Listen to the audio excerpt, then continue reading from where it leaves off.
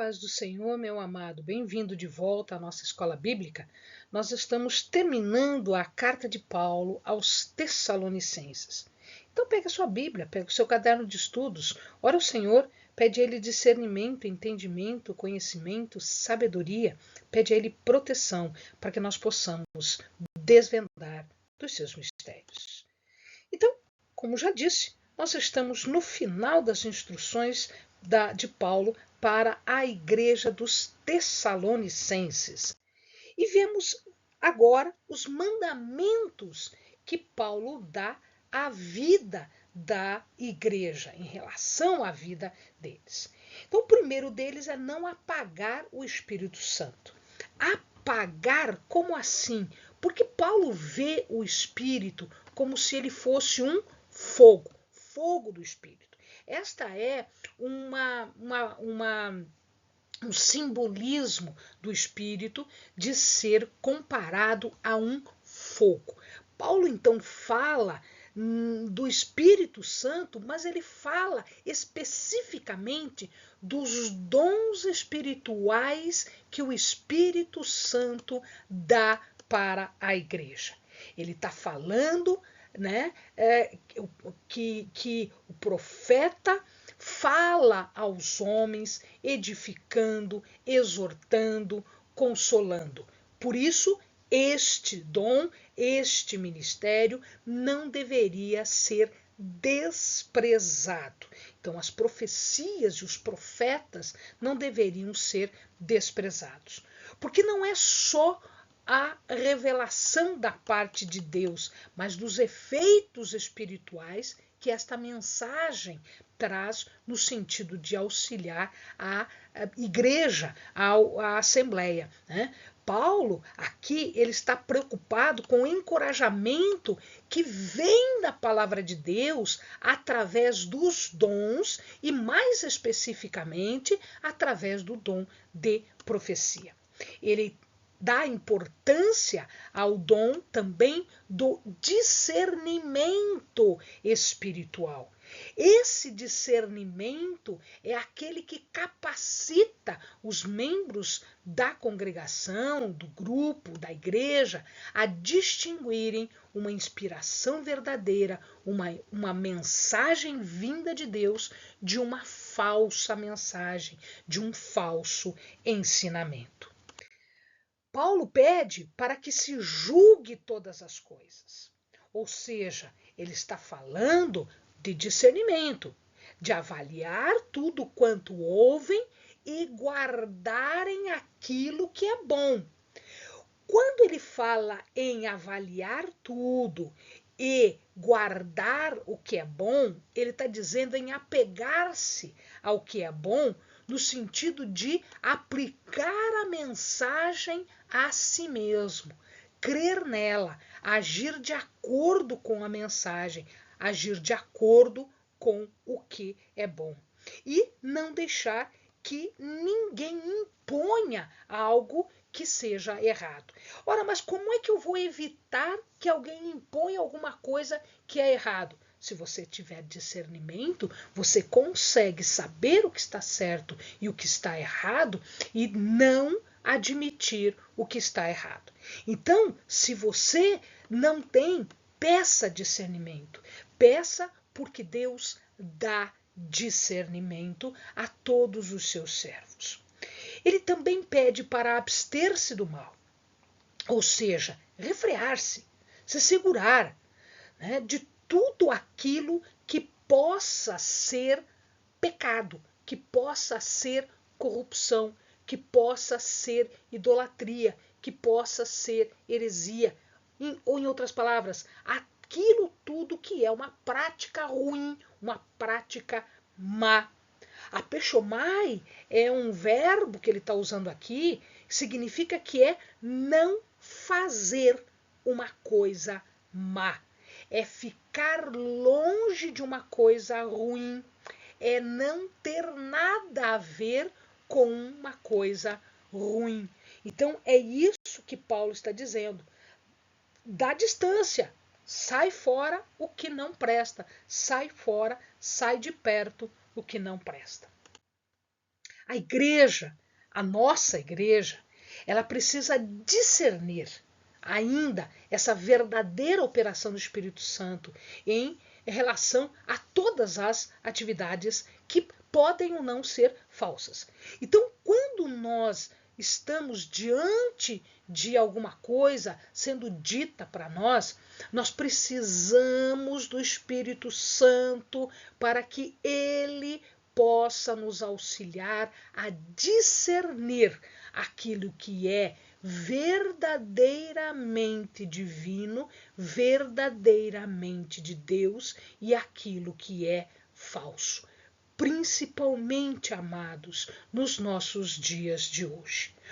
Hoje, nos nossos dias, com tudo que se fala, com tudo que se faz, com tudo que nós estamos vendo no mundo, temos uma necessidade urgente de discernimento a respeito das coisas de Deus, das coisas que são ditas que são de Deus, quando não são. Nós precisamos saber essa diferença para nos afastarmos destas coisas ruins. Ao final, Paulo encerra novamente com uma oração para eles, de uma garantia de que Deus responderá a ela.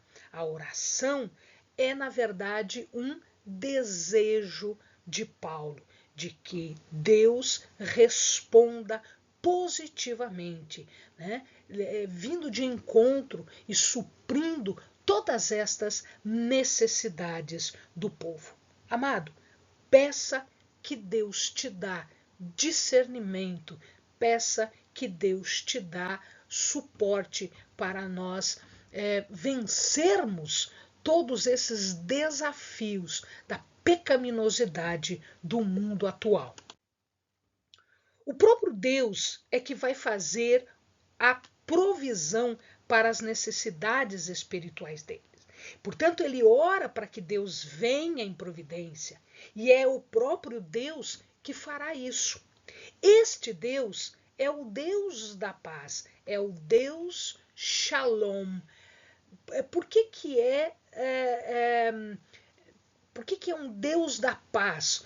Porque paz, Shalom, não é só ausência de guerra, é toda a bênção espiritual, é todo o bem-estar, é tudo que de bom nós pudermos obter. Portanto, este Deus, o nosso Deus, é o Deus da paz. E aí ele fala da santificação. Ora, os tessalonicenses, assim como nós, já fomos santificados, no sentido de que nós já estamos separados como povo de Deus. E, portanto, este povo de Deus deve demonstrar cada vez mais as características apropriadas da bondade, da dedicação ao serviço de Deus. Portanto, este estar separado, este andar santificado, é o caráter dos crentes. É de bondade, é de serviço, é de comunhão. Então, Paulo ora para que Deus opere na vida daqueles tessalonicenses, neste sentido.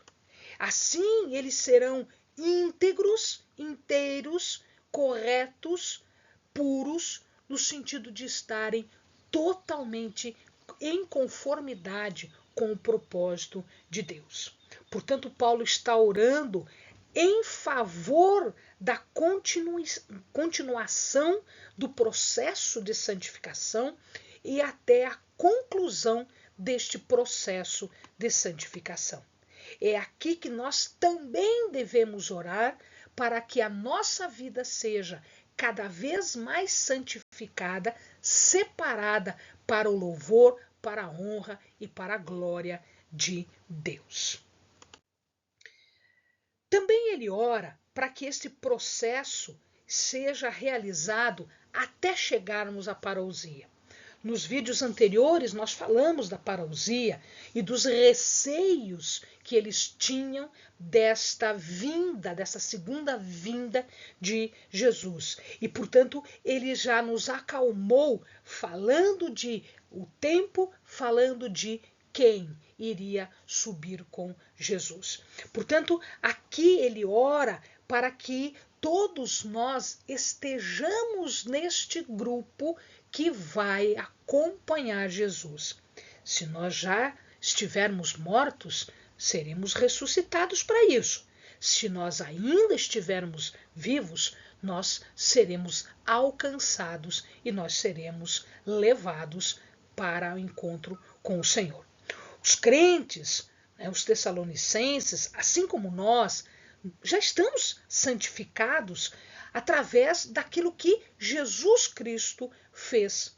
Então, quando nós nos convertemos, nós já fizemos esta profissão de fé, esta declaração de que Jesus é o nosso único e suficiente Salvador. Portanto, nós estejamos íntegros, assim como Paulo ora para que eles estejam íntegros, íntegro, inteiro, completo, no sentido de que não haverá culpa nem neles, nem em nós. Portanto, inteiros e completos, ele quer dizer irrepreensível, inculpável diante de Deus. Ora, aqui nós podemos pensar no espírito como sendo o mais alto, o mais alto aspecto da personalidade humana, e na alma como sendo o centro da vontade e da personalidade da pessoa. Portanto, o aumento de amor é um processo que vai acontecendo, que é contínuo nas nossas vidas. Mas nós precisamos ser santos, separados, com espírito e alma próprios, irrepreensíveis e inculpáveis, para que estejamos preparados para a vinda do Senhor, para a segunda vinda, para a parousia. A salvação, portanto, amados, depende daquele que os chamou, os tessalonicenses. Mas aquele que chamou os tessalonicenses também nos chamou para sermos seu povo. A chamada de Deus é para entrar no reino e na glória de Deus, porque faz parte do caráter de Deus que ele tenha fidelidade para com tudo que tenha prometido. Portanto, ele é fiel, ele guarda as suas promessas para as cumprir. Aqueles que confiam no Senhor podem ter certeza de que experimentarão o seu poder de serem preservados até o fim, até a vinda e mais através da eternidade. Amém, amados? Bons estudos.